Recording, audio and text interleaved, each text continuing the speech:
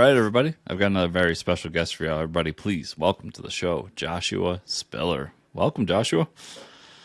Hey, thanks for having me. Good to be here.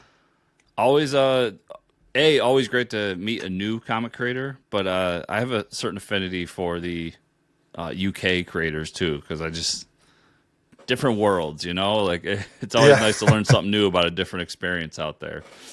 So, um, So, sorry, I was just going to ask, like, what are there any particular UK creators you're a fan of, or that you got attached to? let's see. I become to really enjoy Kevin Scott over there. Oh yeah. Did a bunch of Star Wars stuff. I'm gonna zone on that book he did, but he did this really fun book that was for Dark Horse that was a hospital drama, but it was like a hospital drama set in a fantasy realm. Uh, Okay, sounds good. yeah, he's done a bunch of different stuff, and I think he's doing a Masters of the Universe thing coming up soon too. So Oh, yeah, nice. I enjoy Okay, his work. sweet. Yeah, Yeah. yeah, I know of him. I need to check out his stuff more. And I think I could be wrong, but do you know the British comic The Beano? Have you ever heard of this? Somebody's yes, that sounds familiar.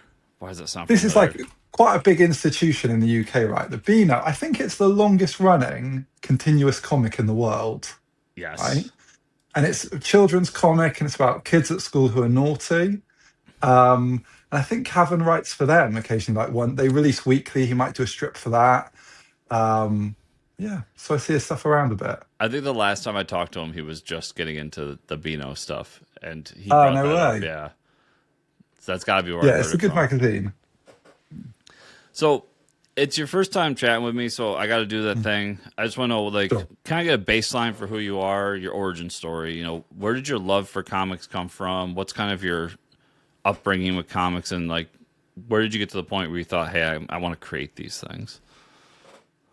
So I would say, I mean, early comics related memories are like, the Spider-Man animated series in the 90s. There was that. I think I saw like a bit of Fantastic Four through that. So being quite into those things. I don't really remember reading comics much when I was very young, but I must have encountered them a little bit, I would think. But the time it sort of crystallized in my head of when I got seriously into them, kind of as a like a young teenager, and it followed through to the present day, was when I was about, I want to say like 12 or 13, like fairly early on in senior school, high school, whatever you would say, right? So and my mum had been to a charity shop, and she'd seen some Spider-Man comics, which in the UK, I think they still do this. We would have news agents, and they would do collections of American comics, but running a fair way behind. So it might be like 6 months behind or something. It might be more kind of in sync with the American release schedule now. And so you would have multiple Spider-Man titles in America, but they would just have one title in the UK, and it would maybe have three different stories in. So it might be one from, Amazing Spider-Man, one from Spectacular Spider-Man, and then at the back there might have been a classic story from like the 1960s. So you'd get those three things. I didn't know any of this back then. I didn't know how it was organized, but she found like two or three of these comics in a charity shop, gave them to me after school, and they were old ones of these UK releases. And the story they were fragments of was the Clone Saga. You familiar with the Clone Saga and Spider-Man? Like quite famous and kind of notorious, right? Yep. But reading it and being quite young and not having any sense of really the Spider-Man comics and continuity was really kind of mind-blowing and immersive, because it was just like, A, it was so dark and kind of gothic in vibe. B, it was this very knotty, strange plot full of characters I didn't recognize. Like you would have, these Spider-Man offshoots, like there's Kane, if people know, and there's Ben Riley. You didn't know if it was Ben Riley who was the real Spider-Man or Peter Parker who'd been the clone. They had a clone of Gwen Stacy. I don't even know who Gwen Stacy was, so who was this clone of this person? So having like just random issues, it might have been like, issue 13, issue 27, issue 30 or something. But going, okay, this is really cool. What is this? This is okay, I'm really intrigued here. And it seemed really good to me. Like maybe if I reread it now, I wouldn't be quite so impressed, but it was quite exciting. I think a lot of times when people discover comics and the first time you get kind of a window into the universes like Marvel or DC, and you don't know any other characters, and there's so many things you're encountering every issue, which is just unknown, that is part of kind of the fun of it, right? Initially, that kind of intoxication. So went back to the charity shop. They had a load more that she hadn't bought, so bought a big stack. Reading those, enjoyed that, and then I think I must have been made aware of Forbidden Planet, which again I don't think is well known in America. Am I right? Wrong. So Forbidden Planet is like the preeminent geek store in the UK. They have a mega store in central London, and it's comics, it's sci-fi novels, it's action figures, it's all this kind of stuff. It's a fairly big, well-known brand here. Even people who aren't into that stuff might be aware of it. Yeah. And I think People I got over Forbidden here Planet know it Cafe. as an online retailer. Ah, okay, Yeah. yeah, that makes sense. Yeah. So got a catalogue from them, and then was flicking through what I like the look of.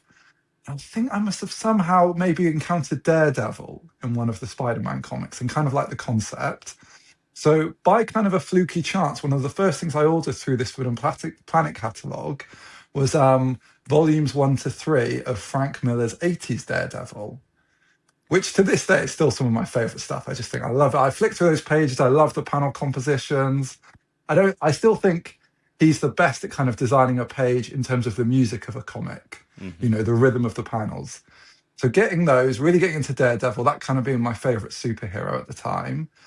And around then, introduced more to I got introduced to Amazon. It's like, wow, going on Amazon. I used to buy some Star Wars books when I was younger, like novels. And suddenly you search Star Wars on Amazon, there are all these books I've never heard of and like offshoots. Like there's a whole new world of possibilities here. And then also finding out eBay. And eBay meant I could suddenly start to get some comics that were in America or stuff I heard of. And I really latched onto this character of X-Man. Are you familiar with him? Like Nate Gray? Hmm. He's yeah, he's like, Cyclops' son from another dimension. But I would start to collect these comics off eBay. And that was cool. I remember that being quite a big thing. It was only 75 issues for that whole character with a couple of specials. Got into that. Um, and then really it kind of flowed from there. I think soon afterwards, maybe for Christmas or a birthday, my uncle got me V for Vendetta. And kind of it just starts to roll from there. From that point on, I think I remember being interested in following it, reading Frank Miller's stuff, getting well into Alan Moore. Is still like the biggest figure for me as a writer. And when probably, I think because I was just so about 16, I was like, I definitely want to be a writer. And I think 18 was when I started seriously submitting some stuff to UK fanzines, or small press things. So we used to have a small press in the publication in the UK called Futurequake. And I think they've sort of resurrected a version of that, but it used to be really good. It was run by a very nice guy called Dave Evans. And what they did is they were actively trying to find new talent. And they would pair writers and artists. You didn't get paid anything, but you got published in a physical magazine and they would hook you up to collaborate with someone and they'd oversee it to publication. So I think from then on, just knowing I wanted to be a writer and being particularly interested in comics, a lot of the work I did was towards that. Does that and does that take you where you wanted to go, or do you want me to go a bit further into it? No, no, that takes us exactly where we want to go. Leaves me with a few questions. Yeah, I yeah, find I'm guessing you're around the same age as me, mid to late 30s, and correct. yeah, and I'm finding with some people my age over there in the UK, when they tell Hmm. that story, I Go hear on. less and less about the UK specific comics and more about the Marvel and DC. Do you find that to be true Ah, too? probably. I mean, just reading and know about comics. I know, like the 80s, there were a lot of interesting comics in the UK. I mean, obviously, Judge Dredd is still big over here, and I read that a bit as a teenager. Um, but at this point in time, there isn't that much of a UK comic scene, right? There aren't many publishers. Yeah. There's DC Thompson, who are based in Scotland, who do the Beano, and they do a war comic called Commando. And there's Rebellion that do 2000 AD. And there's probably and there's a children's comic that's very good called the Phoenix magazine, but that's pretty much it. It's a very limited pool. So I don't know if maybe when I start to get into it when I did, maybe there wasn't just that much around in the UK, or maybe it's just because as a child you recognize those American brand names like X-Men, so you start reading X-Men. Yeah, something like that. Yeah, it probably a little bit easier when there's cartoons to attach it to. where I don't believe there Yeah. was a Judge Dredd cartoon or anything.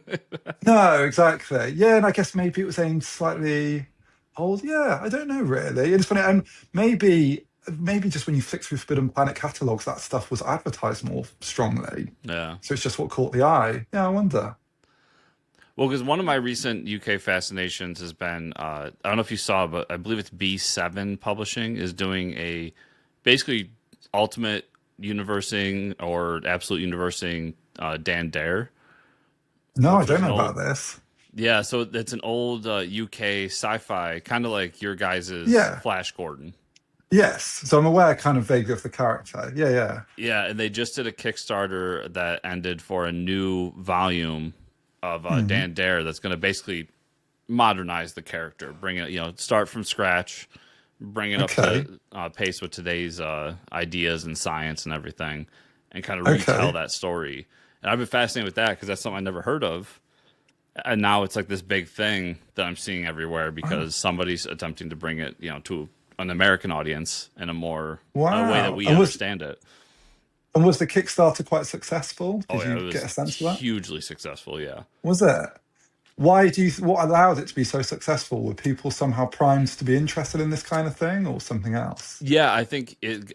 I gotta remember who the creators on it were names, people we know in the industry. Okay. I'm not gonna be able to pull them off the top of my head, but Yeah. you combine that with some really great art to promote it, and just the fact Mm. that it had that feel of like a modern sci-fi comic, and Yeah.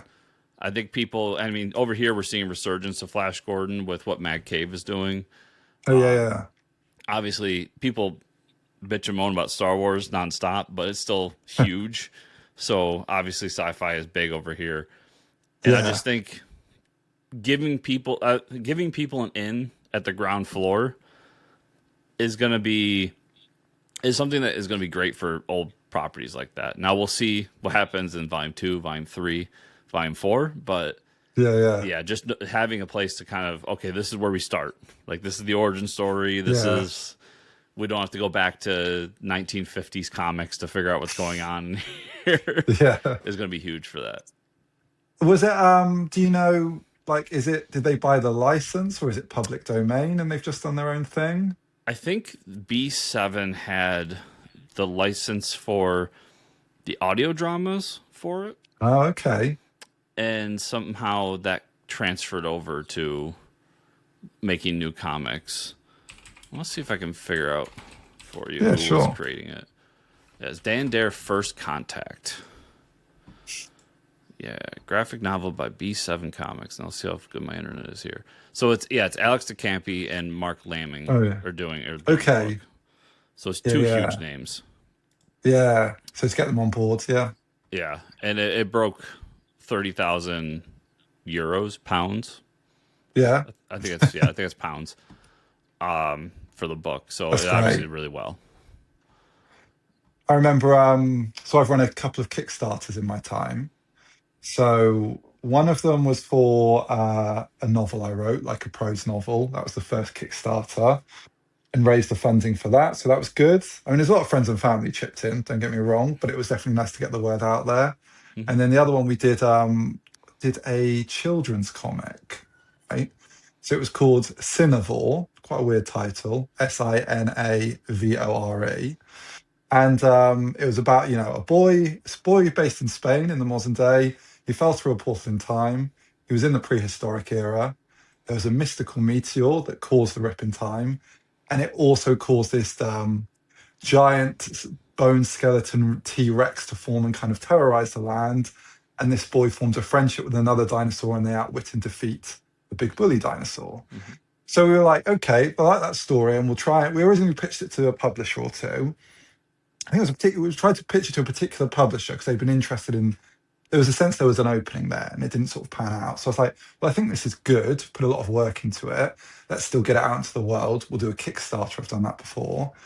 And the thing we tried to do that was a bit different is I really liked the idea of trying to make the comic very affordable. Because I feel like, comic prices have gone up a lot over time, right? There was the old idea that they'd be very, very cheap and they were bought by lots of people. And so the economics worked. And now they're a lot pricier. And so I was like, is there a way to do something inventive here that would work well and keep the price down? And I guess you have this in America. Do you go into like supermarkets or wherever, and they'll have like magazines published by the supermarket with like recipes in or something like that, Yeah. in-house magazines.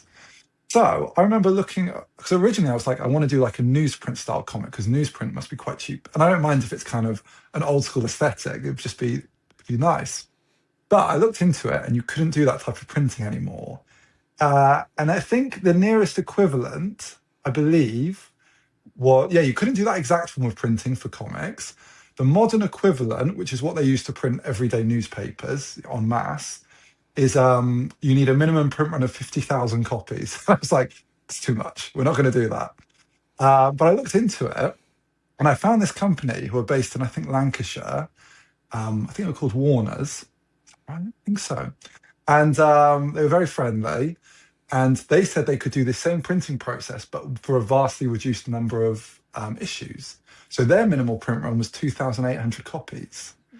So they sent me their stuff. And one of the things they sent me, like previous clients they had, was a magazine for a supermarket. It's very well known in the UK called Waitrose. And Waitrose is like an upper end supermarket. Hmm. And the magazine, it's printed so that the food will make you salivate when you see the colors and the imagery. So I'm like, if they can do that with the food, it can be good for the comic.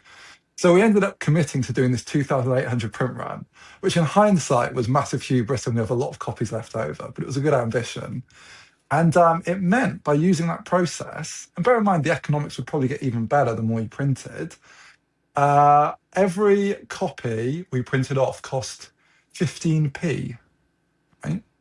So probably like, I guess what's that, 25 cents, something like that. Hmm.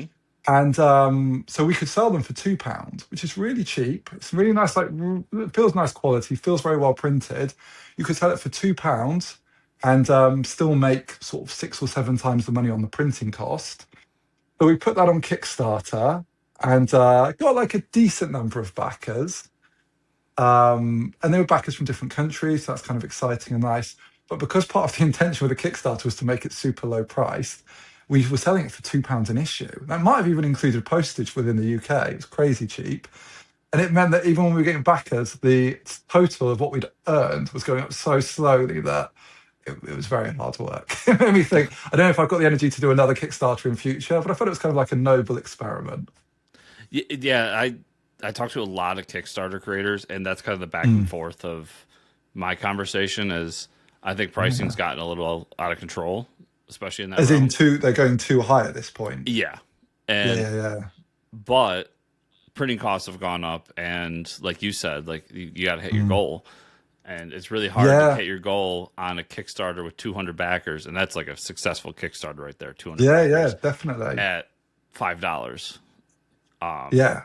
so So you got there's a to, lot of different moving pieces in the Kickstarter realm that keep it where it is, and it's tough. yeah, it makes sense. I mean, I remember doing just that thing of I'll say quote unquote overcharging for a comic. Hmm. I was doing a convention once, and it was like a small thing above a pub, but it was a nice crowd.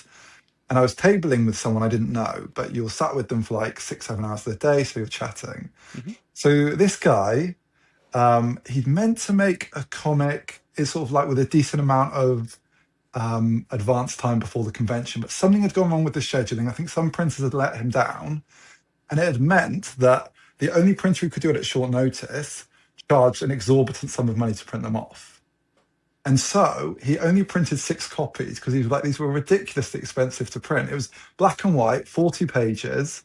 Can't remember if the paper stock was particularly nice or anything like that. And it was like maybe he printed it off for £20 and he was selling it for 35. So like 30, I think it was 35. I might be misremembering, but 35 for like a 40-page comic is mad money, I would say. And I was next to him with my £2 comic I've just talked about and some other little things, but mainly that. So the £2 comic, I might have sold like 2 copies all day, 2 or 3 copies. Hmm. These £35 copies that he had 6 of, he sold them all by the end of the day. And I asked some people like, oh, how come you bought it? And they said, well, I knew there was only 6 of them in existence, so I thought I just can't let it slip. I was like, oh man, that's the power of scarcity. They were part of the money just based on that. So that felt like a little bit eye-opening.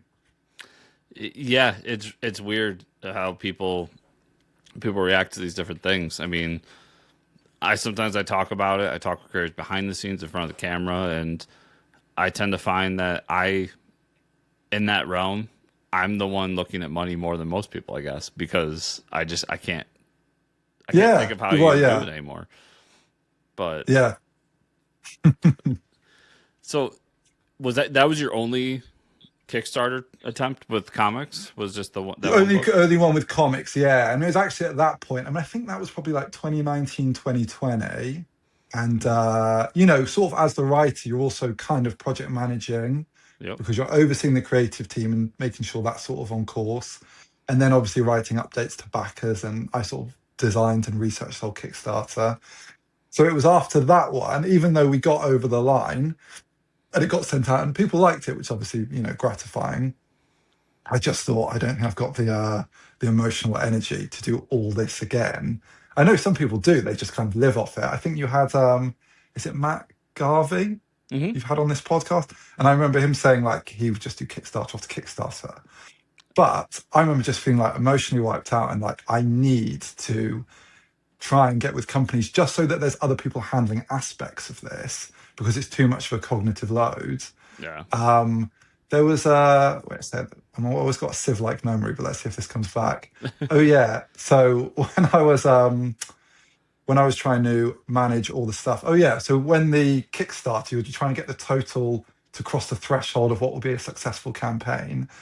So the campaign was like 30 days. And I remember, logging in and you log in with like trepidation. Is it going up? Is the trajectory good? And one time around the start of when the pandemic happened, a friend of mine would do sort of like day trading, something like that.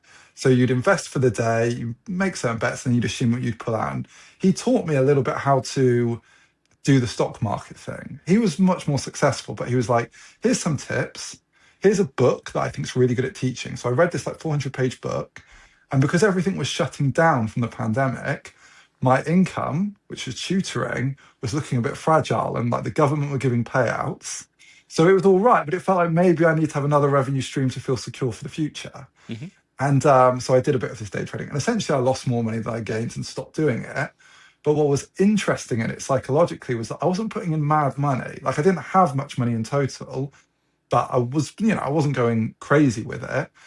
But that feeling, that I guess it's like almost primal. Like if your resources are in a vulnerable situation, the amount of the day I would spend, it would be playing on my mind. Like, I wonder how that money's doing, what's going on, logging, oh, you're disappointed, or hey, they've made more money, whatever. It's quite draining and it sapped the enjoyment of everyday life because a bit of your mind sort of plugged into that. And in a similar way, when I was doing the Kickstarter, the worry about how that money was doing and was going to get over the line, it just felt like I need for me to come up with a different route to creating the comics I want to make. Yeah. Yeah, it's tough with a Kickstarter because you get that initial bump, and then it's Yeah. just like crickets until you hit those last couple days, Yeah. and it And I really unlocks. wanted to be, one of those projects we love because I feel like obviously that makes a big difference. I was never Yep. that. So I was like, oh, okay. Yeah. Yeah, and now it's turned into like any social media algorithm. Like you're playing the algorithm game, and if you don't hit that Mm. algorithm right, you might still What make do it, people do? Do they but try and get a lot of people talking on the first day? Is that pretty key or is it it's something else? the you'll see a lot of creators out there. Pull back the curtain, everybody, to people listening. When you Yeah. see creators out there trying to get the followers, that follower count up, Yeah. that's what they're doing. They're trying to get as many people to be follow it so that Kickstarter sees that and says, "Oh, Mm. this looks like people are interested in this one." And hopefully, you'll get anywhere from 60 to 70% of those people will back on day one, Yeah. and And then then you it get the looks like surge. yeah, it just looks like a tsunami of money coming through, and Yeah. and that gets you on top of the page. Sometimes it gets you on the front page, and it just blows up from Yeah. there. It's all a game. And Yeah. I don't. I'm already bad enough at social media. I don't know how these creators do it, but hey, I'm glad they Yeah. do. So where do you go with your stories after that? Because I see you have a lot of one shots on your Mm. website that you Yeah. have done over the years. So like you decide Kickstarter is not the thing. What's kind of your path to keep creating then? So, I mean, that Kickstarter I was just saying about with the dinosaur comic, that happens after I've done a lot of those one shots. Hmm. So I was saying earlier, the first kind of thing I did was in that UK kind of fanzine called Hmm. Future Quake. Did some things there. Really nice, say very helpful, but long kind of production times. It might be like you've done a 5-page story and it's not published till a year after you've submitted it. And that's understandable because everyone's doing everything in their spare time and it's a lot to handle. But then obviously you want to sort of kick on and things need to come out quicker if you're going to build momentum. Hmm. So I think the thing I went to after that, which might well have been through the editor of that publication giving me a tip, there's a digital British comic called Aces Weekly, which I don't know if you've heard of. No, because I It have. seems some people have, but a lot of people haven't, right? And it's worth getting the word out about it because it is a cool thing. So it's run by David Lloyd, who's the artist on V for Vendetta.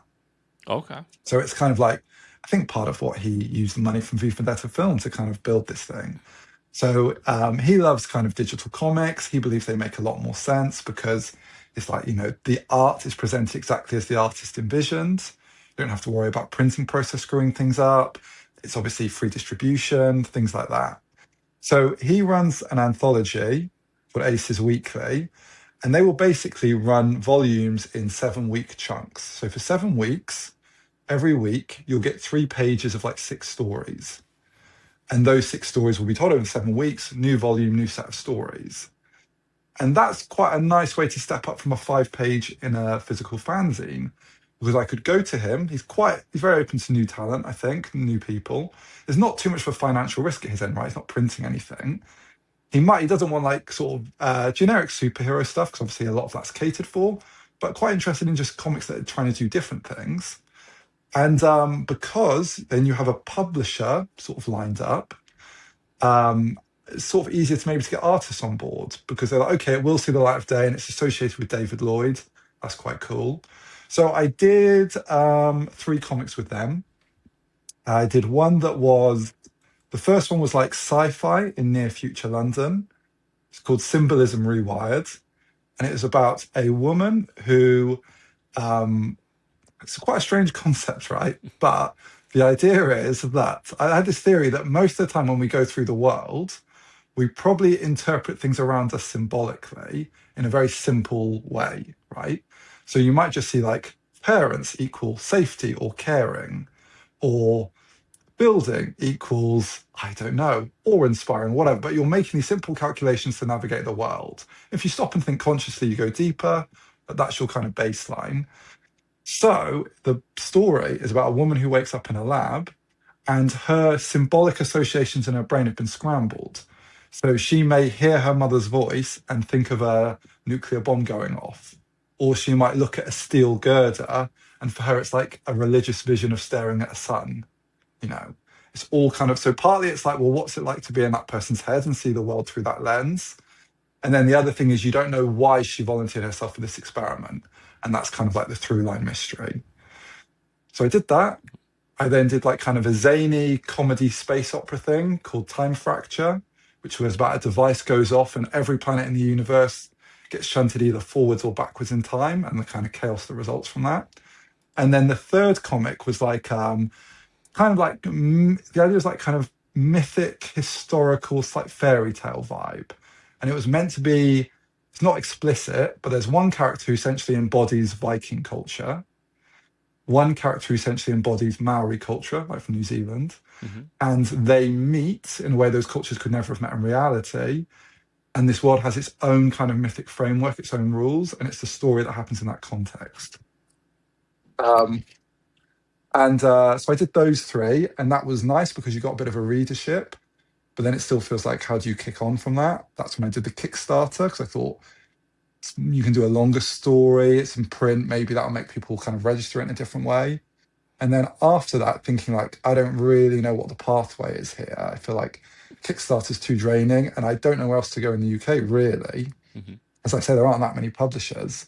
And I wanted to do comics like, like kind of classic American stuff, like I'm saying, like sci-fi, fantasy, horror, the kind of genre stuff. So a friend called Kishore Mohan, who's an artist, I feel I should spell out the name quickly because it's easy to search. Kishore gap Mohan. By the way, all the stories I just said are on my website. They're now can be sort of bought and downloaded. Hmm. I worked with him on one of those short stories for the Aces Weekly, the digital publisher.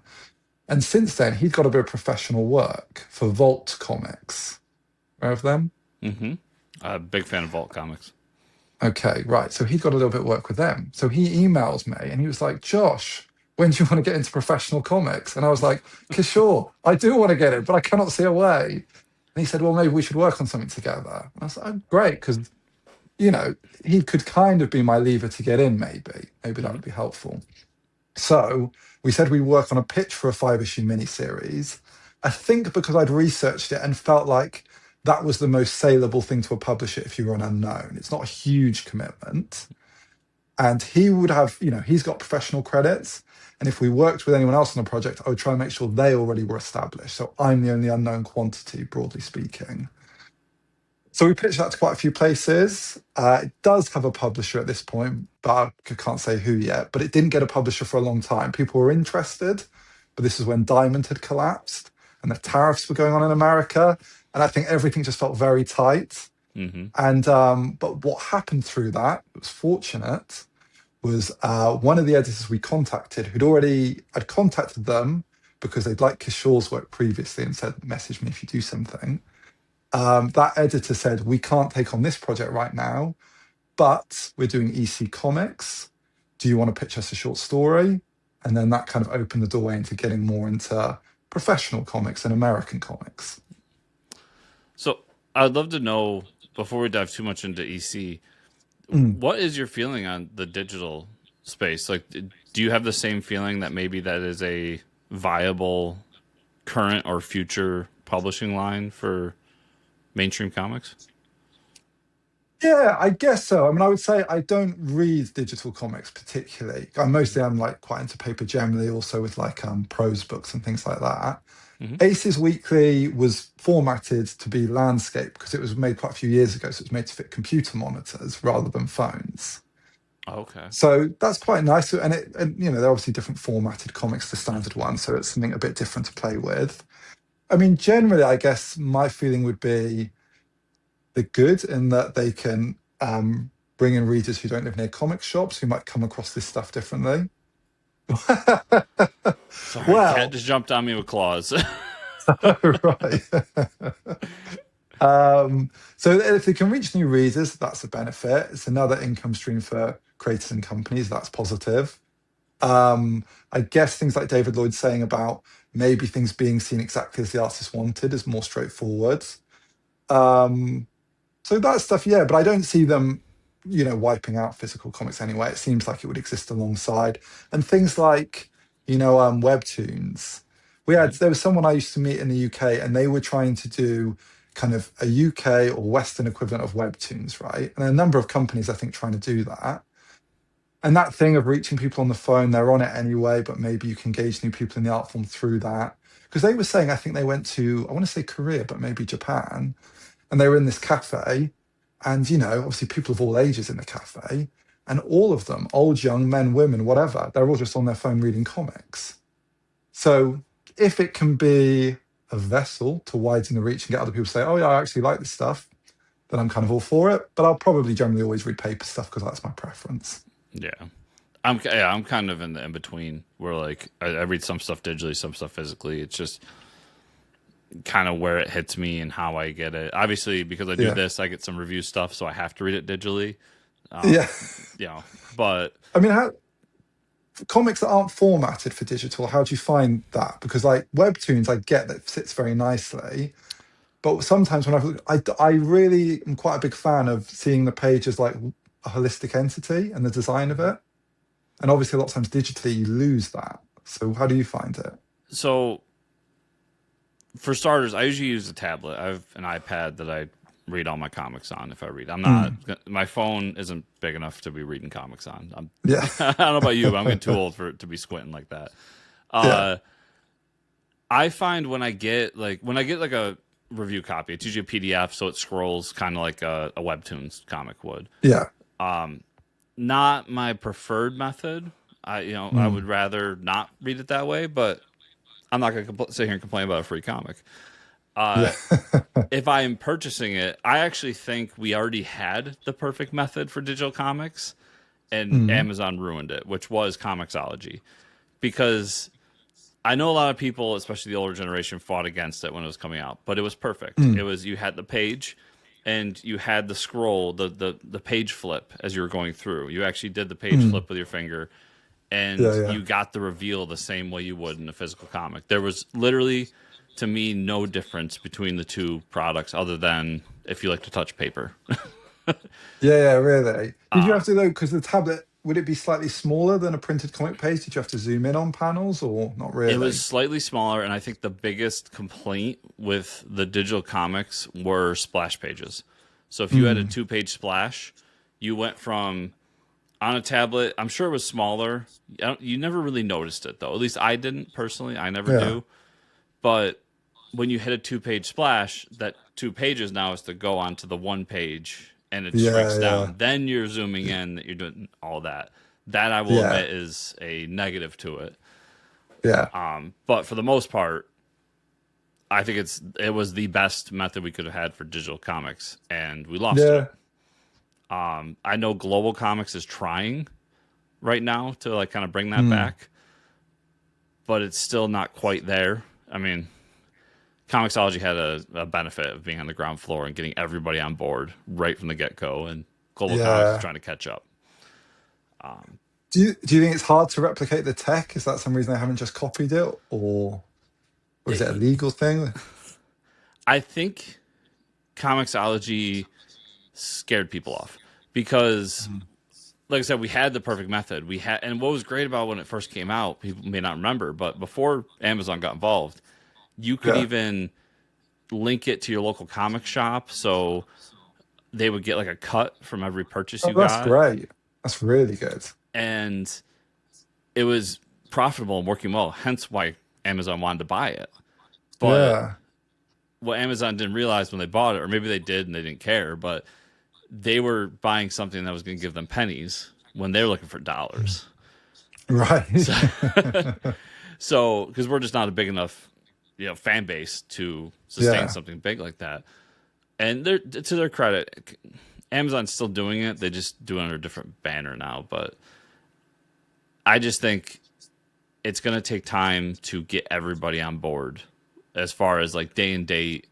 Hey, you need to have Image, DC, Mm. Marvel, Boom. All these companies need to be on day and date. And that's what we had with Mm. Comixology, with the exception of Yeah. maybe Dark Horse, I think wanted to be different at that Okay. time. Yeah. Then you add in that after all that time, you've got Marvel and DC who now have their own subscription model. So Yeah. why would they come up? They want you to go over to their thing. Like, Yeah. so there's just more competition and more. It's more fragmented, like you say, at that point, isn't it? It's very hard Yeah. to unify it. Yeah. So we had kind of honestly, like, I'm not a fan of Diamond either, but that was at a time Mm. when we had Diamond, who was also Monopoly, at least over here. I Yeah, don't know yeah. how it was for you guys over there, but we had the Comixology Monopoly, we had the Diamond Monopoly, and it wasn't great, but like everything kind Yeah. of worked. Yeah. And now we've splintered into 5 different regions, and it's Yeah. tough. It's just like culture generally is fragmented, hasn't it? Like with all the streaming services as well. Yeah. And yeah, it's a bit Yeah. of a sign of the times. And I mean, I talk about it all the time, but we talk on here about traditional kind of American comics. We talk Mm. about Marvel, DC, stuff that you're making, so on and so forth. Mm. But we're such a small fan base. But then you think Yeah. about, I don't know if you guys have like Dogman over there, but Yeah, it's huge. it's one of the Yeah. biggest, it is the biggest comic out there right now. It's like, Nobody as in talks it's sold about like it. 5 million copies in total, like unbelievable figures. Yeah, it's unreal. Yeah. And so the second biggest children's comic over here is one from that magazine I mentioned earlier, Phoenix magazine, Hmm. and it's called Bunny versus Monkey. I think that would be the second biggest. Again, it's like a million or multi-million seller. Yeah. Is that a known thing in America? Do you know? I've never heard of it, no. Oh, Oh. I guess But it'll make its way across. yeah, I talk to creators all the time too. Like I bring them on to talk about their latest project with name the publisher. Yeah. Gentleman I had on a little while ago, and I'm gonna once again I'm bad with names, so I'm gonna zone on his name. But he's Yeah. doing a Dungeons and Dragons book, and I wanted to talk about Dungeons and Dragons with him. Yeah. And through that, I learned through reading about him before the interview and then talking with him. He's like, "Yeah, I'm really excited about this. We're doing this Dungeons and Dragons book. I'm also doing this kids book on the side. It's gonna sell 5 times as much as the Dungeons and Dragons book, but like I do that too. But Dungeons and Dragons, and you can tell Wow. that it's like this kids market. These kids comics Yeah. they're gigantic, man, and nobody understands Yeah. why, or nobody understands that's happening outside of the Yeah. people business end of it. So it's And being just aware how, yeah, that in a way, like Marvel and DC aren't the biggest comic sellers, it's Scholastic or whoever, it's the children's comic creators in the yeah. book market that are just cleaning up big time. Yeah, that's why like Mad Uh, Cave, big fan of Mad Cave and what they're doing. mm, They're inside their own company. They're the small yeah. brand because Paper Cuts is humongous in what they do. Really? That Yeah, that imprint of them is bigger than the rest, is it? yeah, because they're doing Yeah. that's all kids, all ages comics, and they've got dude, they just got the Star Wars license for kids comics. They're doing Oh, did they? Smurfs, and then they're doing original stuff too. Like they're all over the place doing amazing work. So it's Mm, yeah, it's just kind they're of the on market it. right now. If you want to make money, I guess it's kids comics. Yeah.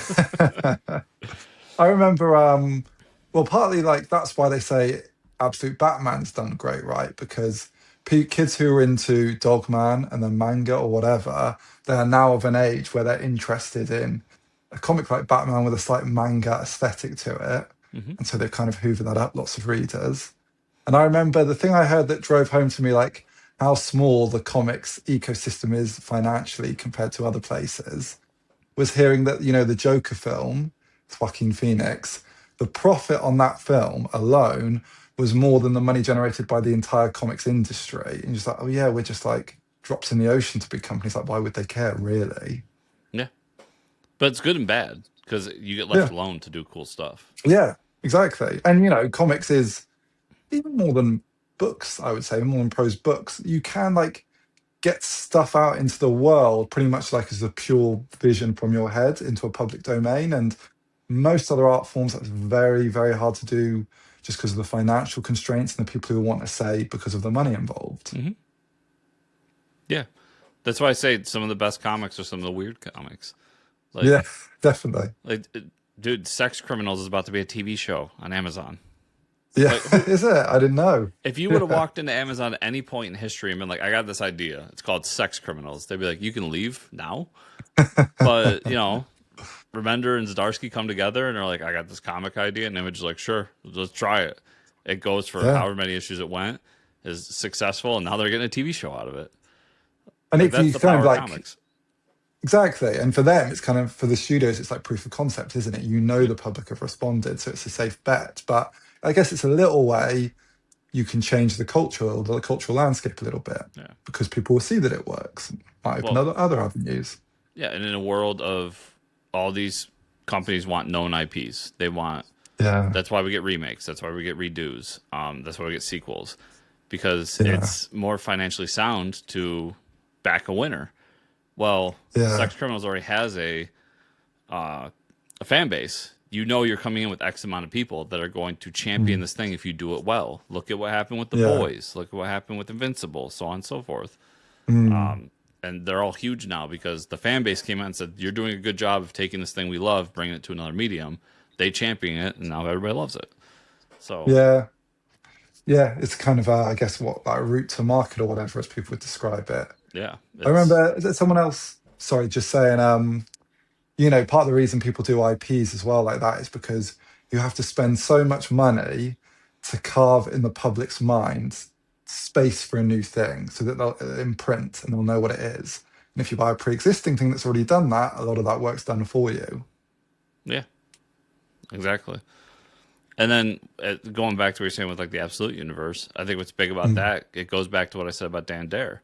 They're taking a known property and reintroducing it as a new Yeah, thing. And yeah, yeah, yeah, you got a new market to go for. People who are just coming in, they're like, "Well, I don't want to get Batman 872, yeah, but I'll get Absolute Batman #1."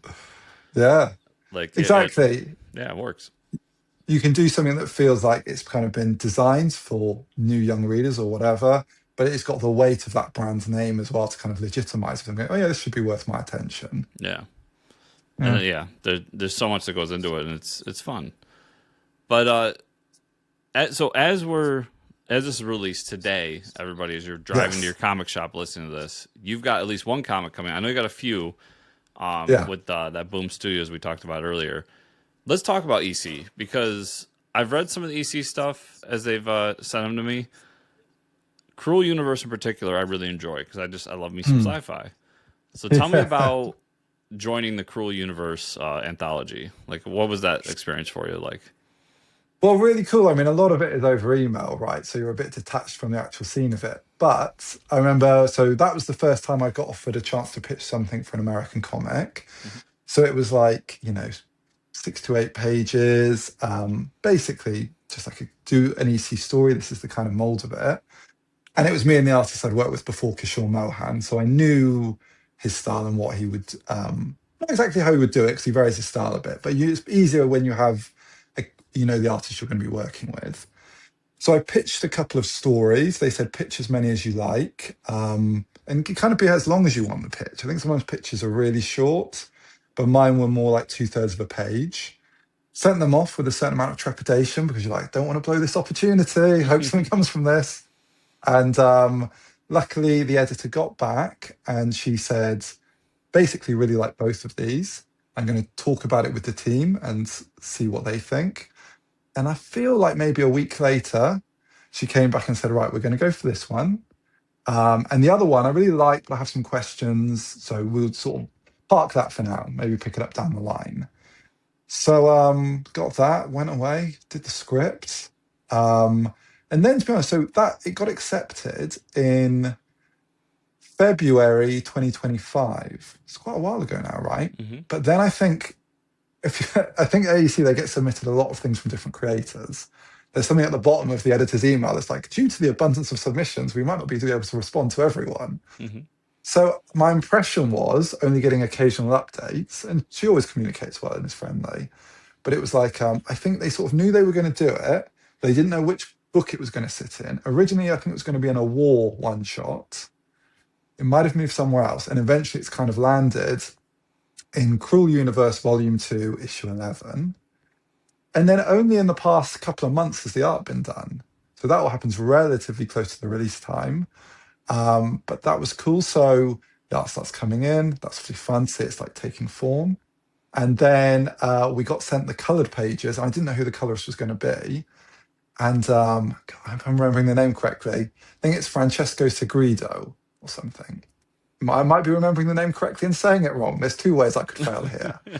But he did the colors. They're genuinely great. I really like them because when I get those emails of like any of them really, like the art, if I don't know the artist, the colorist, if I don't know what that's going to be like, or the letterer, I always open them like, oh, please don't make my heart sink. Like, let's hope this is good and all fine.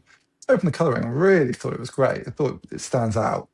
So that got done probably about a week and a bit ago. The lettering's come in. So I think they're just finalizing it, doing some little tweaks. And then it will go out in the world shortly. But that was the first ever comic I professionally sold. But it's the second one coming out because the Hello Darkness one, which is coming out today, that was sold third, I think, but just had a much quicker turnaround. So it was really nice. And I remember talking to comic creators since, um, creators like there's a journalist, or I wouldn't say he's a journalist, but a comics writer called Rich Johnson, who does a comics website called Bleeding Cool. Creator in the UK called Alison Sampson, who's really lovely. And they were like, EC is a big name. That's great. You've got that credit on your CV. That will matter to other people in the industry. So then I was just trying to email other editors and make them aware, like, these people have backed me. Do you want to do it too? And just seeing what could happen from there. Yeah. So, Hello Darkness was a book. Oh, I should tell you what. Sorry, I've been trying. I just thought of one Oh, other thing. I should also say I knew of the EC name. I knew it was considered great. I didn't know a lot about it before. But then wanting to do my due diligence, I was like, okay. They sent me some comics. They sent me some new ones they'd done, and they linked me to some classics. And I really loved the classics they sent me. There was one called Judgment Day. There was one, it might have been by an artist called Angelo Torres or something, but again, I could be wrong. And there were two very famous ones. No, hang on a sec. There was one called, I think, An Eye for an Eye. That was Angelo Torres. There's Judgment Day that's very famous. And there's another one called, I think it's Master Race, which is again super famous. Hmm. And it's like that comic, if people don't know, apparently it's like considered the Citizen Kane of comics. Little perfect thing. The original page is sold for a fortune at auction. And even reading it now, you can see how that really influenced Frank Miller on Daredevil. That Hmm. comic I read those formative years. Reading this, I was like, oh, that's the roots of some of this stuff. So read those, was like, these are great. And these are like 70 years old, and I was still blown away. I need to try and see a bit more of this. And so a friend of mine who's an artist, he buys a lot of those, gigantic artist edition books. Hmm. Those ones they put out where you see like the pages at the original size, Yep. because he studies and learns from them. And I've got like one or two of, series that mean a lot to me. So like I've got the one of Miracle Man, because John Tottleman's my favorite comics artist. But he had the EC book, and I looked on eBay, and that was like £1,000. I was like, "Can I borrow it?" He said yes. So I had the black and white of some of these early EC stories and was reading that. And after I'd read those things, then I sort of wrote my one, just so you're kind of feeding in the energy of what that felt like, the thing that made it famous in the first place. Hmm. It, yeah, I remember when they brought back EC a few years ago now, and when you get a name like that, it's tough to really do because it could just be a quick cash grab. But I felt like the Mm, way they built it was perfect because they got so many big names on board and were mm. making really great stories. So you were saying in there that you found that even EC today has like a gravitas with professionals. Like, Yeah. Yeah, it definitely seems to. Yeah, someone said to me, just mention the EC names for the creators, and it gives you a certain seriousness among other professionals. And I remember when I first told someone, like I say, a kind of journalist, no, I shouldn't say, a writer, comics writer and commentator, he was like, wow, you're an EC writer. Like, there's only 40 of those in history. This is a big deal. Let's get a drink. So people, in a way, who are more embedded in the industry, they seem to clarify for me this was pretty significant to get in. Um, yeah. So, and then, like you say, seeing other names that are attached to it, all these things give it certain prominence. And if you can be amongst those names, that only helps you, I guess, as an entry level writer into the industry. When right. I actually went to America recently, went to my first convention in America just as a punter, kind of meeting other people in the other creators. And I talked to a person there who was very friendly and nice called Julio Anta, and had a nice chat. He'd done some work with Image, he's done some work for traditional book publishers, and sort of made a nice connection. We've exchanged a couple of emails since. And then I saw the solicit for my EC comic. And I think half of it is the story I wrote. And it turned out the other half is the story he wrote. So I was like, oh, that's a nice serendipity. Oh, nice. Yeah, so that's really cool. So there's still kind of this like insider conversation of like you can kind of slip your EC card and be like, well, I work for Yeah, EC, and it could I probably think open so. I some think it's really doors. the impression of, yeah, I think so. So I don't know. I don't know why that one would, maybe it's just a historic name of it. I'm not sure. But that was definitely the impression I've got. So it's cool. Well, and I think people don't talk enough. One of the hardest things to do, and I know a few people that build anthologies, and I know that on its own is its own Mm, monumental task. But yeah. making stories in that short of a span is like it's a gift. Like it's tough. Yeah. Mm. Um, did you find? I mean, it seems like you had a lot of experience doing just one shots and then working for the zines and Mm. everything. So was this kind of? Did this feel like you were working towards this moment for like an anthology work for all Yeah. these Do you years? know, it felt all right on that level. If you think the first stories I did were like 5-page ones. Yeah. So then it was the ones for Aces Weekly, the digital anthology. So every story was 21 landscape pages, right, on a Hmm. monitor. But because it was serialized over 7 weeks, I might have said six earlier. Yeah, and it was 7 weeks, you would serialize it as 3 pages a week. And a lot of people just write the story, I think, really for it to be collected. But I Hmm. always tried to make sure the story moves along in the 3 pages and had a little cliffhanger. So structurally, you're already sort of getting comfortable with working in those small spaces. Then Cinevore, the dinosaur comic, felt like a big leap. First one was doing a 22-page thing, 21 pages. So then doing an 8-page was actually all right. I mean, the big thing that was exciting about that, apart from just the platform it would have, was like I can just focus on the writing and other people are backing this financially to put talent on it. I don't have to worry. So that's just quite exciting to see what will emerge from that. Yeah, I gotta imagine that too. Like you don't have to be a project manager on top of it. You can just focus on Yeah, what you want to do and what you're good at. exactly. Yeah, yeah, yeah. And Yeah. you know they're going to get like a certain level of talent on board. People are going to be very proficient at what they do. Um, Even like I've met the kind of coincidentally, but there's a comics meetup in the UK that happens, and I've met their guy called Ryan Hughes. He comes like every now and then, and he again coincidentally he designs the I think you call it like the trade dressing. So you know on the EC books where you get the logo and Mhm. everything that's not the actual art on the front cover, he designed all that for these reinventions of the old format. So quite nice meeting someone who also worked on the book. Yeah. Yeah. That's got to be interesting too because you have your friend you're working with there, but there's also the slew of other people who are working on this book who you may not never meet. Like, Yeah, but throughout the years, you might just come across and find out that you guys worked together on something you had no clue. Like yeah, that's got to be yeah, crazy. yeah, yeah. It's gonna weird connections, and Yeah. I guess what I would like to do as well is always like keep tab. I try and reach out to people if there's some sort of reason maybe we would be linked, right? So, like, I messaged someone the other day because it's slightly roundabout, but basically there was an advert for the Hello Darkness comic, Hmm. and in the same advert, Boom were promoting another comic, and I sort of knew one of the people who made it, but they're actually from the book world, and it was coincidental. They used to be a teacher at my university, so I didn't Oh, have any way to contact them directly, but they co-wrote it with their wife. I messaged their wife and she messaged back and like, oh yeah, it's always nice to kind of connect when these little synchronicities occur. So yeah, it's nice to form social connections as well because A, writing is quite solitary, but also I'm in a different country to most of these creators. yeah. So the more I can just feel a little bit connected is probably nicer. Yeah. Yeah, very cool. And I know it's probably tough to talk too much about it, but what can Mm. people expect from your story in Cruel Universe? This is where I should have had like a pithy sales pitch worked out. Yeah, I would it's say Walking I Dead was meets the, yeah.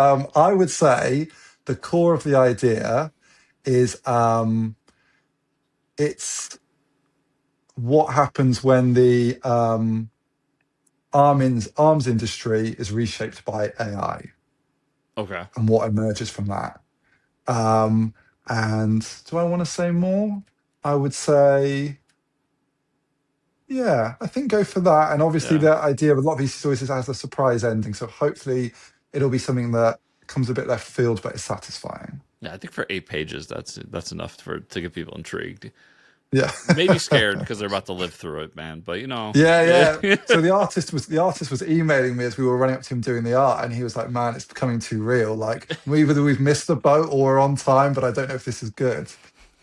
Yeah, it's always tough for those types of stories because it's like, man, sometimes you almost feel prophetic and how you write because you're like, this is starting to come. yeah, It's like what's happening with the boys right now. Like things are happening, and then just like it happens over here in the States, and I'm like, I don't even want to watch the show anymore. Even I'm going to because I love it, but but yeah, because it just keeps coming true. yeah, I, yeah. It's weird. Go on. I was gonna say I just watched the recent episode before we Mm. talked this morning, and it ended, and I'm like, oh great, Trump's gonna become immortal. That's all that's going through my head. Spoilers for episode 6 of The Boys, everybody.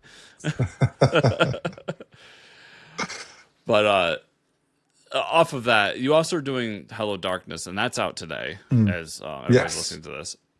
I have not followed Hello Darkness. I thought this was Mm. a ongoing comic on its own.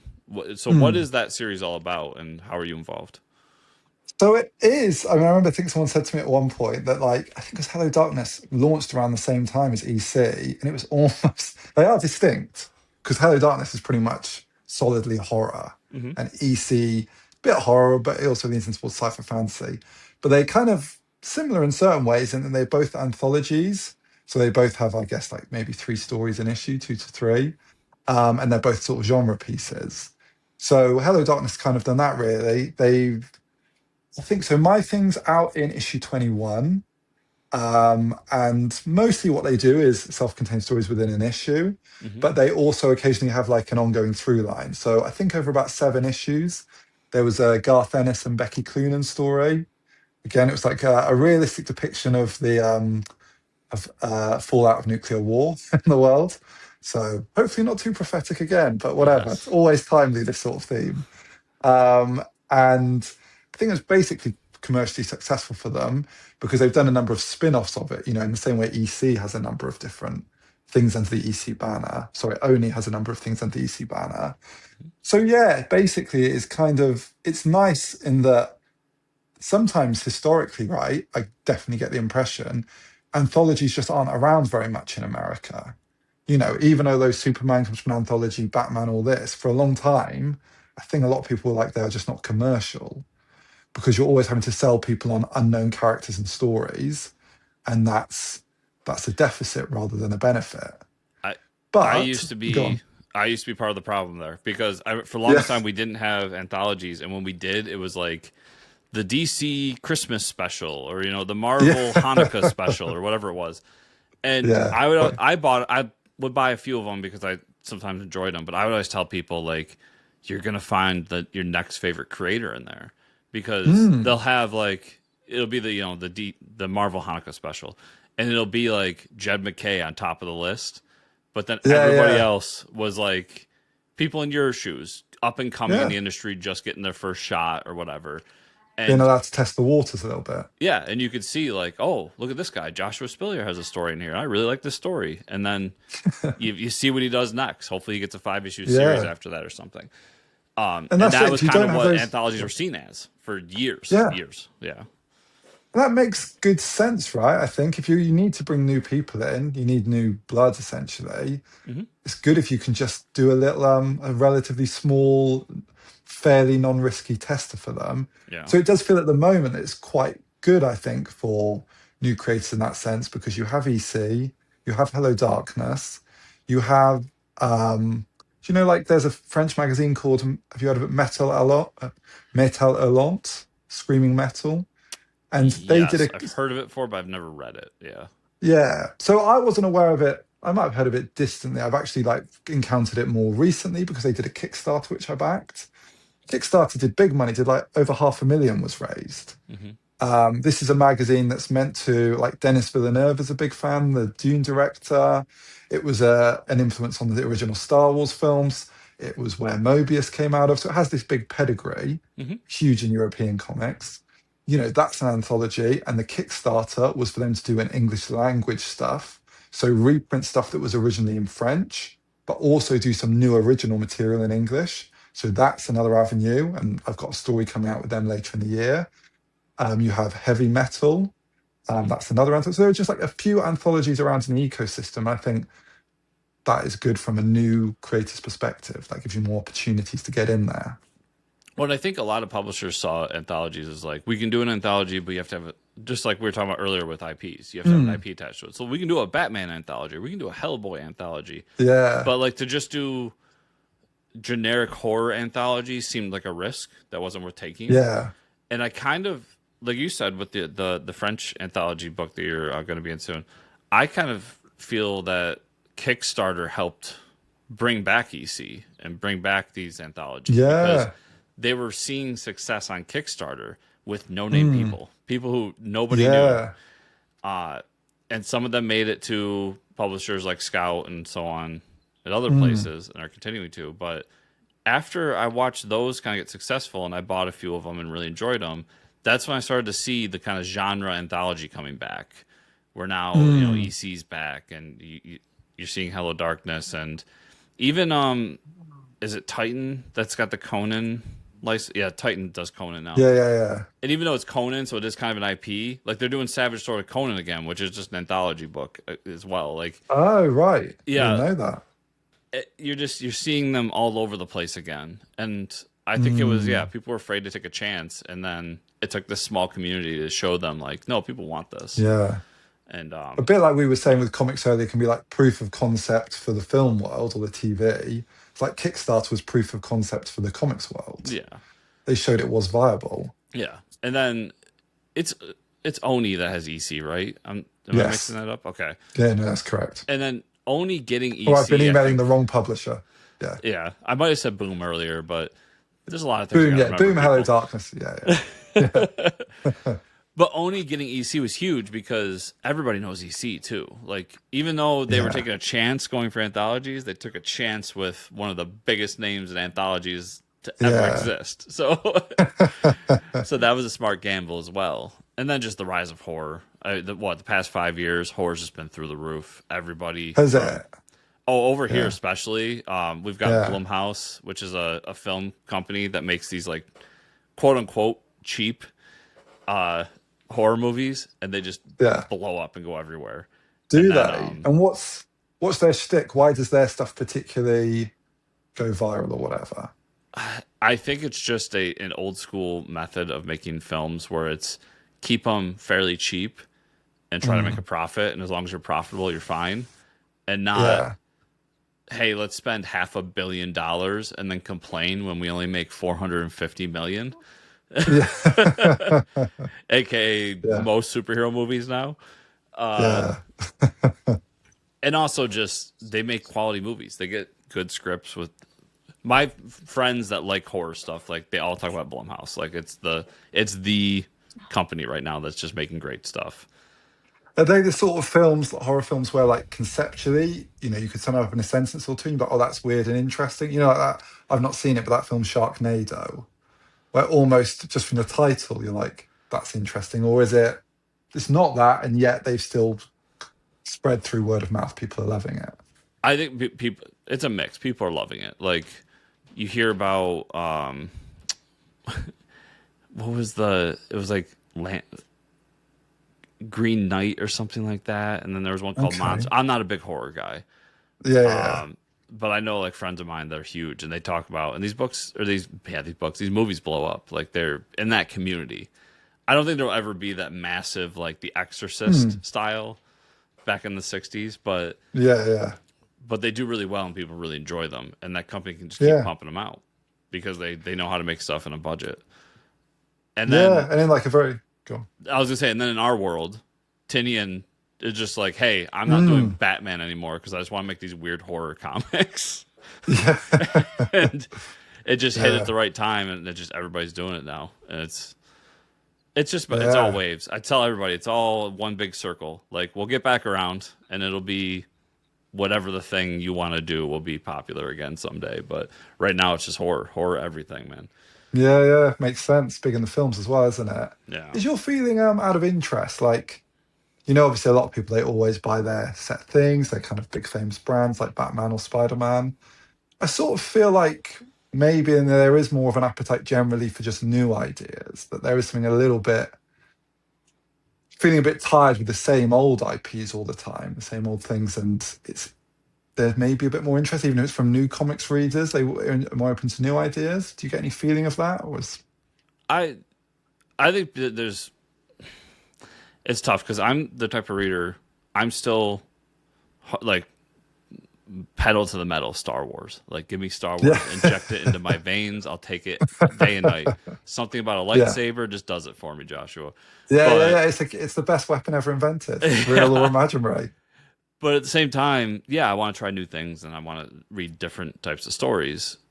And I think you're seeing that a little bit more and more. I wonder sometimes if the speculator market kind of skews that, because you saw like Dork blew up. Yes, well, I've heard about and I read something that gave me the impression that was speculator based. Is that right? Yeah, and it seems like it's a lot of speculator based, but also it was speculator based, but got a lot of people to check it out. So I'm seeing a lot of people really enjoying it. It's not hitting those massive numbers, but it's still doing really well. So maybe people are willing to try new things. I just think at the end of the day, it's all cyclical. Like, you'll eventually get to the point where people are sick of story X and they just move on to the next thing. I mean, it wasn't that long ago Walking Dead was the biggest thing on the planet. Now, Walking Dead, the TV show, still exists today. I don't know if you know that, but they're still putting out new stuff today. Oh, So are they? so I there's didn't still know people that. interested. Yeah. Yeah, yeah, yeah. It rumbles on. But when that kind of fell off the cliff that it was on, Mm, it kind of killed zombies for a while, and nobody had interest. mm. They moved on to the next thing. Yeah, yeah, So yeah, I just think it's all one giant circle, and people come to different things at different times. I mean, yeah. I'm waiting to see what the The ebb next and big thing flow. after horror is. Yeah, I should keep an eye out for it. See what it'll be. It's yeah, it's my personal feeling. It's easy for me to say from over here, where I don't have to spend the money and I don't have to spend the time Yes. creating. But create the thing you love, create the thing you want to create, and I think eventually you'll hit that life algorithm just Yeah. perfectly. Where if you're making that like that high fantasy book you've always wanted to make, and people aren't really that interested in high fantasy right now, well, we'll see. Like something might Mm. hit, and everybody's gonna want fantasy again, and then you already have a Yeah. thing created. Yeah, they might latch onto it. It'd be weird to do like a kind of alternate history thought experiment where it's like, these books that maybe went under the radar and they're cult, but had they been released, say, 5 years later, would they have been like household names? Because the market at that point would have been very receptive to what they did. I don't Yeah, have any. I'm just thinking, if you could just move things along the timeline, how it would have been different for the creators behind them. yeah.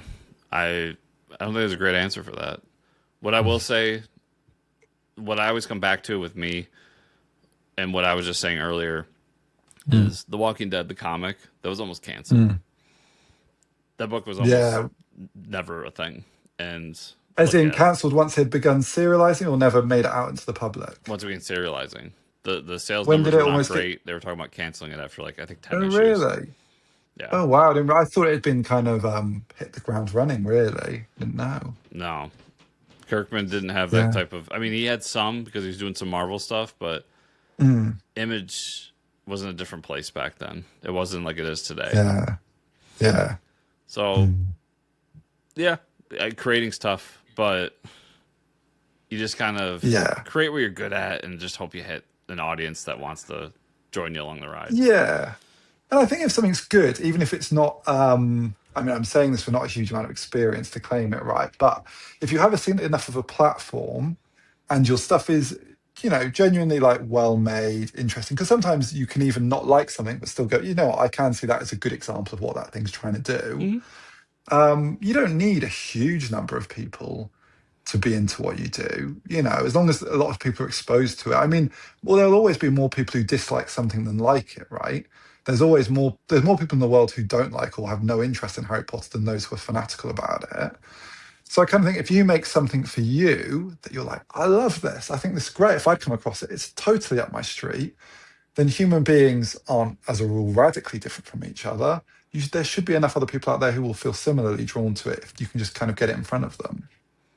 Yeah, and what's I don't know if it's still true today, but I remember years ago they said you only need 1,000 people to be Yeah, successful. I hear that. Yeah, exactly. Yeah, if you had 1,000 people who fairly dedicatedly followed you and only gave you a bit, regularly, that would be fine. You can make Yeah. a good enough living off that. And I think it's the thing. Maybe people's heads. Maybe this is how it works. I don't know, but they probably sometimes get into a mentality that's almost like either you become super rich and famous, or you just never make it and you're a failure. But actually, you can aim for something probably more realistic than that. And as long as your goal was to just have a nice enough life and make the stories you wanted to make, that might be more feasible than we're thinking in extremes all the time. Yeah. Yeah. And Mm. if your plan is to get wildly successful and rich in comics, well, it's going to be a very depressing living, man. It's a real long shot. Yeah. So at the end of the day, with this industry, it's all just how much do you love it and how much do you want to keep creating it, and And that is a nice thing, right? That passion fuels a lot of it. yeah, I know there's something nice about just people, like lots of people aren't into comics as a medium and they don't gel with it for whatever reason. But by and large, people who are into it are really into it. It's like if it latches onto you, it latches pretty deep. I just yeah, think it's a great art form. And makes me think a little bit. I remember going to a poetry night in London. This is not quite the same thing, right? But there is a little overlap where, like, we went to the poetry night and there might have been a room of like 40 people. It's a decent sized room. And it's like, who here because you go there to listen to poetry, but also the speakers are just random people. Who here wants to perform a poem tonight? And like 39 out of 40 people put their hand up. Because everyone who's into hearing and reading poetry, they're kind of into it because they want to do it as well. Mm-hmm. And I feel like comics, more than film, more than books, a decent number of people who are into it have some interest in like being a creator as well. So yeah, it's a smaller crowd than other art forms, but they're very committed to it. Yeah. Well, I've also always challenged people to try and get the people in your life to read a comic. Maybe not the older people in your life, but your contemporaries. And what I mean by that is when I talk to people who ask about comics, they immediately go to Marvel DC. Yeah. Oh, well, that's just like the superhero stuff, right? I'm like, well, yeah. Like, I love that stuff. You know, trust me, I'm buying it every week. It's my drug. But Yeah. it's not just that. Like, Yeah. your friend who loves high fantasy and romance, and you know, they're like, man, I'm looking for something new, and I love these things, and you're like talking to them and go, well, have you ever tried this thing called Saga? Like, hey, it's, you know, try the first 12 issues. It's a lot of fun. It's really well done. The art's phenomenal.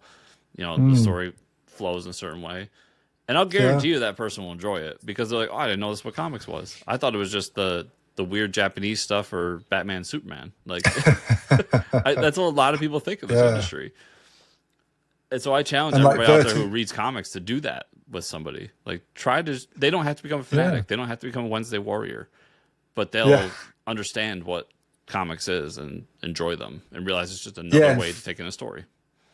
Exactly. Yeah. And like Vertigo and Image have been very good at creating those comics that, like, even I saw a relative of mine who's like 14, 13, and, you know, she had a big collected edition of Paper Girls. Mm-hmm. You know, those kind of books, again, that just, they're not what people think of immediately when they think of comics, but people find them, and it's good, particularly if young readers find them, and it's a way in, and they get drawn into the world.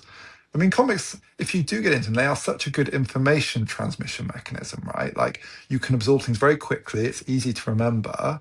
So it can make a real impression if you can just find something that, in terms of the content, kind of speaks to you. Yeah. It's, if more people, you know, quote unquote normies out there understood that there's a lot of like genre material and a lot of stuff that they may enjoy. I always use the Saga example, but like what you just said with Paper Girls, like same author for both. He's killing it. Yeah. Stranger Things is one of the biggest shows on the planet. Like, it just ended, and there was a big controversy about it, but like that was huge for like what 7-8 years there. Everybody loved Stranger Things. Well, your friend who likes Stranger Things, why wouldn't they like Paper Girls? It's very similar in nature. You know, it's kind of you could hand that to them and they might enjoy that too. And you could be like, hey, this is kind of like that thing you like, but just in a different medium. You should try it out. Yeah, it might just be a little step from where they are to getting more into this world. Yeah. And then they can feel that cool feeling when you're like, yeah, I read it when it was a comic. Everybody when the TV show comes out. Like, you know. So yeah, definitely. And they do, sorry, just say, they do have comics a lot more in libraries in the UK, a lot more than when I was growing up. So I think all that stuff, I mean, and I think a good number of kids are reading comics. There was actually some survey done recently. I forget the organisation, Literacy Society, but the stats around reading comics were really good. It was like quite a lot of kids are reading them, but also it was something along the lines of kids who read comics are twice as likely, it's like a huge amount, twice as likely to read for pleasure in life than kids who don't read comics. So the positive impact reading comics at a young age has. So I think if that kind of stuff is known more widely, and maybe it's told to certain government officials, and in any way comics is given a little boost because it might help reading generally, that will create a better kind of environment for the art form. Yeah, definitely. And we've been talking on the show. My buddy Mike's been on a bunch, and we've been talking about how like we're both avid comics readers, but like the thing we're enjoying the most right now is Dungeon Crawler Carl, which I know is everybody's talking about and it's everywhere. So I'm not saying anything new, but it's like that's just a novel that we So both I like. only heard of this 2 days ago or so. Like I Oh, was really? updating a loop, but I can see it's massive, right? And it looked interesting. So go on. It's huge, and there's a so it was actually turned into a webtoon, which now Vault Comics is publishing here in next week. Ah, Yeah, so what? They're publishing a translation, or it was always in English as it a was always in webtoon, and English. they're Yeah, just okay, yeah, and they're just doing it for the printed format. yep. Vault Comics, yeah, yeah.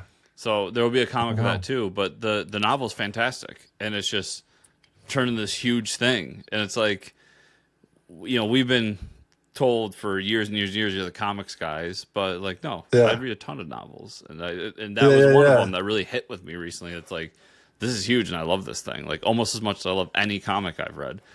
So Wow, just hit such a sweet spot. I yeah, saw the reviews on Goodreads and what people were saying, and I was like, yeah, it does seem very impressive. it's Did yeah, did that book, because I thought they've been sequels as well, right? yeah. They're on book 8 comes out. Well, so as everybody's listening to this, book 8 is already Mm. out because it comes out Tuesday as we're talking. Okay, nice. Yeah, um, so the first book that came out, which is the one I saw with like 68,000 reviews on Amazon or whatever, hmm that presumably came out quite a few years ago, and it's just built over time. Is that your yeah, impression? Yeah. yeah. It's over the past 2-3 years, it's kind of just blown up, and Oh. yeah, because Matt, the guy who wrote it, has been talking all the time about how he was already writing book 4 when book 1 was and he self-published it. This wasn't He's done on through a book publisher, 4. so he had already Yeah, written. He yeah. was writing book 4 as book 1's coming out to the public, and then somebody saw But he it. was self-publishing it. Yeah, So is that what you said? So why did he take so long to get the first one out? Do you know? Or I don't know the full story there. okay, I haven't looked that far in, but yeah, then as he's basically said that the book he is coming out next week is the first time that he's written a book while it's been while people have talked about it online.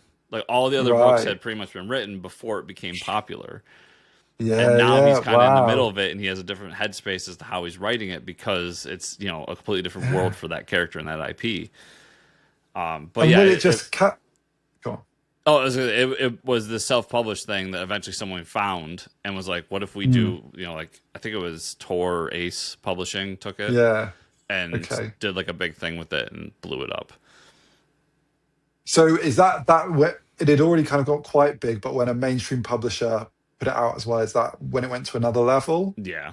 Cause then Yeah, it's in, I can walk into Walmart and get it right yeah. now, down the street. And that's when big stores started to get it and it really, blew up. And But is it your impression? Oh, those sorry, just go self-published on. In versions, if you go yeah, online, they're worth a ton of money right now. are they? It's like Yeah. collector's items, Yeah. artifacts. Oh. And so, is your impression it'll just go on indefinitely, or is it a story with an ending? It's just many books to get there. He has an ending, yeah. He wants to do 10 books, Okay, he said. And it's near the finish line. yeah. Maybe he'll George R. Martin it. It'll just collapse before he gets there. But he's pretty close. Would you hear about Brubaker and Phillips' new book that's coming out? No, I don't know. Go So on. it's I'm interested. called Unfinished Tales. Right. And there's a theory now because review copies start going out that people are like, I think Yeah. this book is about George R. R. Martin and how he just refuses to finish Game of Thrones. Really? Yeah. But what is it? Is it a crime book? Is it the criminal series? No, it's not part of Criminal. It's its It's own completely separate to standalone. that. Yeah. Okay. But it's about Oh, a right. novelist who Great. That can't does sound finish the funny. story.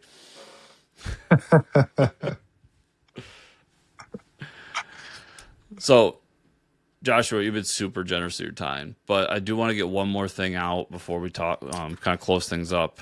You've got Of the three course. stories coming out. We talked about Hello Darkness a little bit. We talked about Universe. You Hmm. mentioned is it Metal Hurlant? Yes. Okay. Very good. You did a good job. Yeah. Do you have like I know you probably can't talk about specifics of what's going on, but what's kind of the post anthology Joshua space looking like? So, can't say much, but it is looking good. Basically, have a 5-issue mini series or two coming out from a publisher. So, it's all kind of can't really be talked about publicly yet, but it basically means that's the next thing. So, I'll still try and do, I think, some anthology stories here and there, as long as there's like kind of time to do it, because it's obviously good to build a bit of a profile and things just generally. But basically, for a fair while now, and actually one of the things was the one I mentioned earlier. I think I said when we before we got EC, we were shopping around a 5-issue miniseries, so that was one Hmm. of it. Really, it's just kind of developed that. We've got the creative team; it's pretty much arranged, so it's kind of getting my teeth into something that's bigger than something I've done before, and should see the world as a trade paperback and all that kind of stuff. Very cool. So definitely bigger things coming down the pipeline for you, which I love to hear. And I gotta imagine too, doing more anthologies like that gives you Mm, more editors you're working with, more exactly. colorists and everything, and down the line, Yeah. I'm assuming you're a nice guy to work with. So people are like, if nothing It's else, they're so like, well, hard. he was nice when we worked with him. You don't know how exhausting it's been to be nice for this hour and a half. I can just go back to being evil when this call's over. Um, Someone told me a little while ago, I'd never thought about it this way, but they were like, if you go to conventions, you're trying to mingle and get to know people in the industry, you should befriend the colorists and letterers because no one will have more connections than them because they work on so many books. I was like, Hmm. oh, yeah, that's an interesting way to think about it. Yeah, I feel like I see the same Hmm. four letters on every book. Yeah, yeah, exactly. They do just start to like dominate, don't they? But like some companies, they just use a handful and they do all their product. Yeah, definitely. I know a few Yeah. people who have like little production houses that do like independent books, and they have a Mhm. guy who he just does every lettering on every book they do. He's just the guy that does Wow. them all. So yeah, I'm sure some of these publishers have like maybe one or two guys that just do everything for them. Yeah. It must be like you're trying to break in for a long time, and then when you do and you get the work, you just want to secure that position because like there's not many of you who are going to get that level of workload, right? Yeah. So yeah, it's a cool skill. I mean, just reading about other comics disciplines, you obviously I focus on writing, but learning about art, studying those art books a little bit, lettering is like I think it's great. Just as a from a design point of view, what comics do with lettering, but also the history of it being capitals, how it's hand lettered, all the Hmm. kind of calligraphy that went in. Like, it's such an impressive art form and skill set. And most people, including me, you just overlook it and you think that's almost like a lesser part of it. But in and of itself, it's really fascinating and brilliant. Yeah. Actually, I'm gonna make a note to myself. I'm gonna reach out some letters to be on the show because I Yeah. always say letters are that part of comics where when they suck, we know, but when they Yeah. do their job, they get ignored. Exactly. I think it was Jeff Loeb was saying, like, in the old sort of comics creation process, like pencilers have inkers slash colorists. They're the ones who present their work to the world and make it look attractive to some degree. Yeah. And letterers are that for the writers. I thought it's kind Okay. of a neat analogy. I would say, by the way, so one letterer I really like working with, so maybe if you're going to do this, you might want to reach out, is a guy called Tom Napolitano. Okay. And always seems very friendly. Don't know if he's got time to talk, but if he does, I'm sure he'd be a good conversation. Sounds He's done quite a lot of prominent books like New Gods with Ram V. okay. Um, a lot of them are going to go from my head now. He does quite a lot of DC books, I think. He's worked on The Flash, I think, as well, stuff like that. Very Yeah, cool. very nice. Yeah, I'm gonna have to make a note to myself when we're done here. But so yeah, a bunch of cool stuff everybody can check out. But you're standing in the comic shops because after this conversation, you've had to have driven all the way there by now. So pick up Hello Darkness number 21, and then tell them like this EC Cruel Universe 2 number 11 sounds awesome. Let's get that one. Let's make that the highest selling one. I don't know if I have that power, but I'm gonna try. And the EC one is just so people know that'll be out on June the 3rd. Yes. So, But Joshua, like I said, it's been a pleasure talking to you, man. Outside of obviously, we want people to go to comic shops and check out the mm. books. What's kind of your online presence? Do you do a lot of social media, and where do you want to send people? So I would say don't do loads of social media, but I'm on there and you can check out my work and get a sense of things through that easily. Mhm. So my website, very easy to remember, is joshuaspiller.com. And on there, you can both sign up to a little mailing list to just get notified when I've got new things out. I think the emails will be super brief, like, 10 sentences or less and a bit of nice art in them, but it's just a way to stay in the loop. And on the website as well, you can buy some of the comics I've talked about today. And they're pretty cheap. It might be like a 21-page comic for £2. And yeah, I defy you not to be impressed by the quality of the art. There's some really nice stuff on there. So that's the website, joshuaspiller.com. And then in terms of social media, the main one, to some degree, is Instagram. And that's Joshua_Spiller.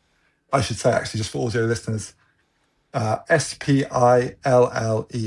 is the surname. And then I'm also on Blue Sky under a similar handle.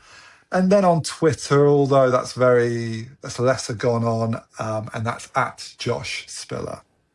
Yeah, and that's really all the presents, I would say.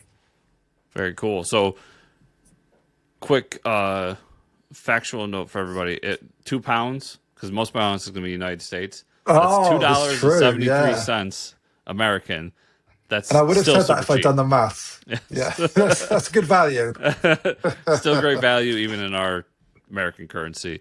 But make sure you check out the show notes down below, everybody. I'll have a link to Joshua's website. I will try to find all of his social media and give you the links there so you can follow him everywhere. And then links to some of the books so that you can have them on your phone and show them to your comics retailer when you go in to pre-order them and all that. So, Josh, it's been an absolute pleasure, man, talking with you. I'm sure we can go on for another 2 hours, and maybe we will in the future. Maybe when that 5-issue series gets announced, we can have another conversation and talk about it. Just have a catch up. But up for that. I just best of luck with these books and best of luck with the new series and they get promoted and announced. So, thanks so much, Chris. Well, real pleasure having me on, and yeah, great meeting and chatting to you. Same.